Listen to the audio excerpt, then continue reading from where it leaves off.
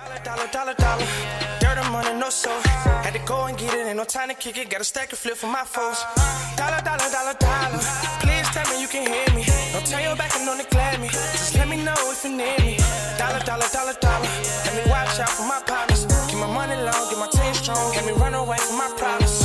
Yep, what's good, original crew, man? We're back. We got another casual Geographic. Today, man, we got the sharks Hollywood made you forget.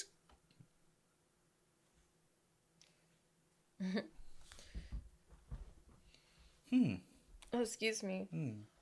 What? I'm gonna have to think on that. Hey, with that being said, before we get into it, make sure y'all check out the links in the description box. Down below. You already know where to go. If you want to first support, all you gotta do is check out down below. Also, if you enjoyed today's video, Liking it with a thumbs up. hey, let's get it. Let's check this out. No, I was talking about the title. Yeah, no. Let's go.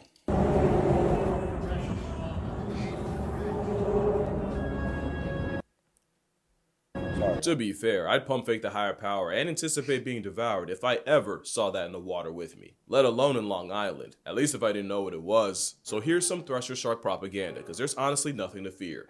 And I mean that more for him than you. This shark needs a lot more reassurance than you do. The thresher shark has been out here threshing for over 50 million years, and they spent all of it looking like they really need an adult. Search up social anxiety with gills, you will get a literal baby shark. They're physically designed to be passive. Thresher sharks can't throw hands, because they don't have any. But if they did, they just twiddle their thumbs behind their back. They look like their entire existence is a jump scare. It's because the big eyes help when grocery shopping where the sun barely shines part-time. They have the same tapetum lucidum layer that cats have, which reflects light back into the retina and gives sharks night vision. Perfect for snatching prey out the dark like the Reaper. The big eye thresher took that trait and pushed the slider all the way to the edge. Cause yeah, there's actually 3 species of shark under the thresher shark umbrella. The common thresher, the pelagic thresher, and the big eye thresher, which is a baby Looney Tunes version of the concept, with eyes rotated and angled toward the top of the head so the big eye can see directly above it. Those eyes are a cheat code when playing hide and seek with the things they eat. They're also the caricature of every bystander at Target watching someone's child throw a tantrum. Silent judgment, but crippling in action. And even though the eyes are involved with hunting, the tsundere shark is still pretty introvert coded.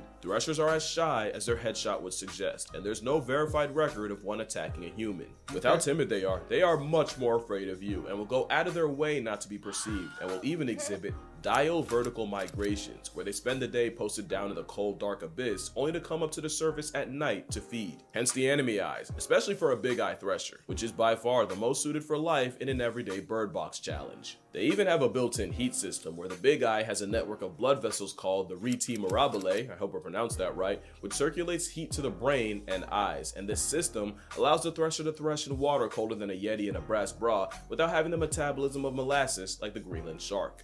They wait 150 years to get laid. Nothing about them is fast. In fact, they might as well be the opposite. Where threshers have big eyes for sight, Greenland sharks get blinded by a parasite. And where Greenland sharks are often found where there's polar bears around, threshers can be found in waters worldwide, like under the Atlantic Beach Bridge. But most importantly, where Greenland stomachs have been found with seals, polar bears, and allegedly a human leg, a thresher shark is almost physically incapable of biting you. Their eyes are so big it somehow distracts you from the fact that they have a tiny mouth and some baby-ass teeth too. It's like they were built to be non-confrontational, with teeth that can only really grief small fish and squid. A mini mouth to go with social anxiety, with a mama I true up face. Now a shark is a shark, and nature didn't cook for longer than Saturn's had rings just to make a shark that couldn't defend itself. But it isn't the teeth. It's the 50 Shades of Grey cosplay a normal person would call a tail. That tail is a lot longer than you think, and it's for slapping the absolute daylights out of prey with a nearly 10-foot whip. That tail hits harder than the job market for a comp sci major, and one hit can incapacitate multiple fish. And once again, that tail is a lot longer than you think and can slice prey clean in half. Threshers slap prey so fast, it boils the water around them and creates cavitation bubbles. Cavitation bubbles are small pockets of pure chaos that are thousands of degrees and release incredibly destructive energy when popped. It's the same science the pistol shrimp uses to knock prey straight off the mortal plane, and these bubble nukes mean thresher sharks don't need a direct hit to life-deprive multiple fish. The process is pretty insane to witness. Scientists studying them say it's one flick of a tail followed by a mess of ruptured swim bladders and broken spines, which the thresher shark immediately eats. Don't let the kawaii gubby distract you from the fact that if you're a fish, the thresher can demote you to flesh confetti in 2 camera frames. But the thresher can also package 12 years of prejudice on a person with one hit. There are legends of fishermen messing with a thresher until it swung its tail and took one of their heads off. Now, do I believe a grown man genuinely got his smacked smooth off? Not really. But the same power slap Pokemon that's eternal night-quilled at fish and even some birds. Like, yeah, they will bird strike Tweety right out the air. Could easily knock your teeth out and probably break your neck. But again, there isn't really a record of a thresher shark attacking a person, and if there is, you definitely did something. If you make a shark that looks like a kid caught with a DS under the pillow at 2 a.m. choose violence, you ask for it and everything but right. He's just a shy shark, but he's not the shy shark. That's a shy shark. Haplobephorus edwardsii is a type of cat shark, also called a happy eddy. The Haplobephorus genus has 3 other species: the plain happy or the brown shy shark, the pretty happy or the dark shy shark, and the natal shy shark, or happy chappy. And the happy eddy's more common name is the puff adder shy shark, named puff adder due to sharing the venomous serpent's skin pattern. But it's also been called the donut because their personality is the polar opposite. When the puff adder shy shark gets scared, it'll curl itself into a ring and cover its eyes with its tail. That way it protects its vital organs and makes the shark harder to swallow. It also makes them virtually invisible off the fact that if they can't see you, surely you can't see them. Or they'll just play dead and pray that whatever triggered it loses interest. To be fair, it's not for no reason. Happy Eddy is a crazy name for a shark that gets bullied by everything. Bigger sharks like seven gills will prey on them, and fur seals have been seen using shy sharks as chew toys. Worst part is, a lot of times the fur seal play session only gets interrupted when a kelp gull steals a shark just to eat itself. The shy shark basically gets passed around like a baton at the Oppression Olympics. Scientists studied the sharks in False Bay, and if they didn't get their heads ripped off by a fur seal, or swallowed whole by an avian antichrist, they just end up discarded as a lifeless corpse back into the sea. They also get murked by fishers, who tend to see them as a pest, which is why the puff adder shy shark isn't just shy, it's endangered and only found in waters off South Africa. And to be honest, he should be shy and scared, but not nervous, because we already have one of those. I feel bad for the nervous shark. Even its Latin name couldn't resist throwing astray, which means the shark essentially gets called a punk in multiple languages. There's nearly 200 species of shark that can be found in Australia, and the nervous shark seems to be the only one who knows it, as they're incredibly shy and timid. Nervous sharks are notoriously difficult to get on camera, because most won't let you get close enough to try, which means this is one of the few times where the prey is infinitely scarier than the predator, as nervous sharks have been known to eat venomous sea snakes. That same shark requires the mannequin challenge just to be perceived, because any small movement or even the click from a camera sends them swimming off into the abyss. It's actually not uncommon to see them in a group, or a shiver as it's called, but let one lay an eye on you and the whole show will go ocean incognito. And with all they do to social distance from us, it makes sense that almost every picture of them taken was against their will. So imagine what it's like to be a blue shark. Blue sharks look like they were told a dirty joke years ago and are still shocked as hell at the punchline. Like the thresher, blue sharks have big eyes to help with hunting and clocking prey in the dark, since the predatory pinhead does most of his work at night. And like many sharks, blues use counter shading, meaning if you're looking at them from above, the blue roof blends in with the blue from the abyss. But if you're below them, the white underbelly disappears in the light from the sky. But it's possible the color-coded camouflage is for hiding from more than just prey. In 2012, dive operator Chris Follows was leading a group a little off Cape Town as usual, with a group of 10 blue sharks pulling up on the bait Chris had set. Chris was a 20-year dive veteran at this point, so this wasn't new to him, or at least it wasn't until a big male fur seal spawned in and tore one of the sharks in half and started feeding on its abdomen. He then eviscerated another shark, and for dessert, he bisected a third. The seal savaged 5 sharks in a row until Chris eventually shoved off, but it's likely the seal clutched a 1v10 with very little effort. As insane as that was, if Chris had a nickel for every time he watched a shark get murked by a seal, he'd have 2 nickels. Cause in 2004, he watched a fur seal chase down a blue shark, toss it into the air, just to disembowel it and eat his stomach and liver. So forgive a predatory Poindexter if he looks like he's constantly afraid of getting his lunch money taken. It's actually one of the reasons blue sharks aren't super common in aquariums. They're not super hard to feed and house, but they often get bullied by tank mates like bull, gray reef, sandbar, and sand tiger sharks. And by bullied, I mean the blue sharks got eaten alive in front of a live viewing audience as soon as it got introduced to another species. That, and they have the habit of brushing against tank walls until they rub their skin raw and die of an infection. Who would have thought that a shark that can travel thousands of miles in a year essentially self-destructs in a fishbowl? But they're not as neurotic as a nervous shark. They've been nicknamed blue dogs for apparently having the personality of a puppy. The same fish that would get shoved into a locker at shark school is inquisitive. I ain't gonna lie, that do sound like a puppy, though. If you really think about it, it do. I get it.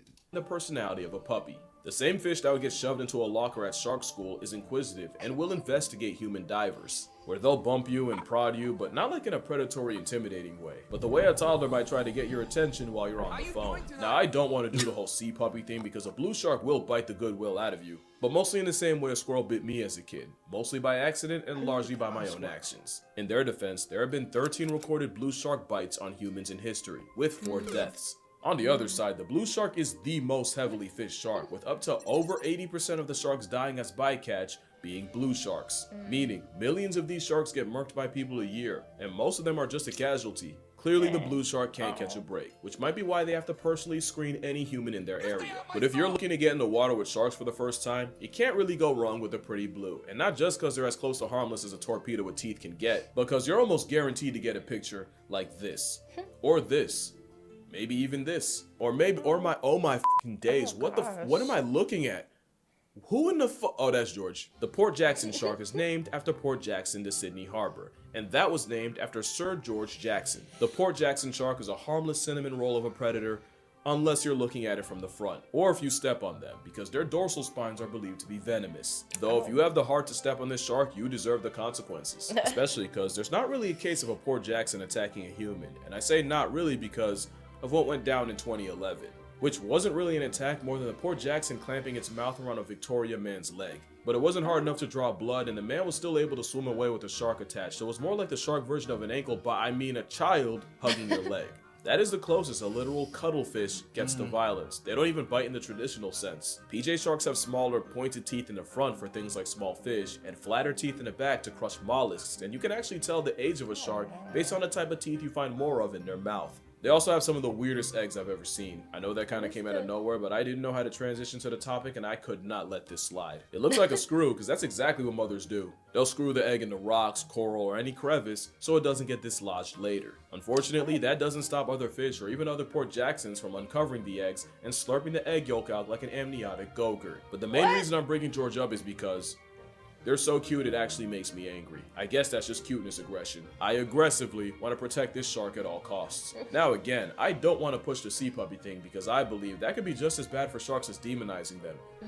But the PJ makes that real difficult with the fact that they can form genuine bonds with people. Rick Anderson is an Australian diving instructor who's been in a nearly decade-long relationship with a shark. Rick met her as a 6-inch freshly hatched Port Jackson pup while leading a diving class. According to him, he just wanted to show his students how friendly the sharks could be and coaxed one of them onto his hand so he could give her a pet. In return, the shark showed Rick just how committed a she shark can be, as she'd be attached to him ever since. Even as a 6-foot adult, she'd actively ignore and swim past other divers just to get her cuddle time with Rick. And no, he never fed her, he never even gave her a name yet, like a homing pigeon. If he was in the water, she'd find him. A beautiful story. For a shark so adorable, you could just take one and put it in your pocket if they didn't grow to the size of an NBA point guard. Luckily, there's a shark for exactly that, and you'll never guess its name.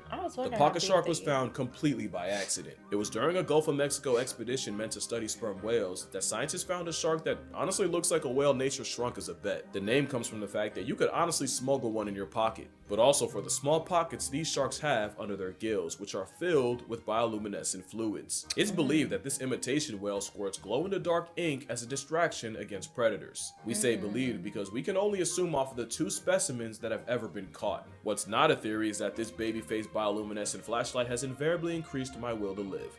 Although you could say that about any shark here. And on top of that, that's going to do it for this video. I'm going to humbly beg you not to use this video as an excuse to cuddle up to a shark. Not only could that be remarkably bad for your health, but treating a whole predator like a sea puppy might be just as bad as seeing every shark as another installment of Jaws. You can love them, hate them, I'd rather you love them, but damn it, you gonna respect them. Make sure you drink water, hug your mother, do not hug a shark, please. Touch grass, call your father. Thank you all for another great year, and I'm gonna see y'all in the next one.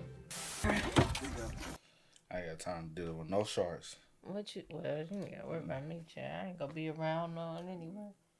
Oh, you never know. You might go to an aquarium or something.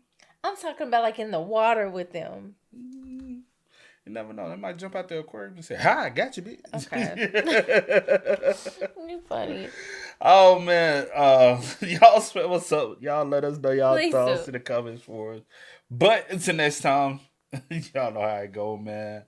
I do go by the name DJ New Kid. This is. Sierra House. We are. Kid and We are. CMGT. Get it, ain't no time to kick it. Got a stack and flip for my foes. Dollar, dollar, dollar, dollar.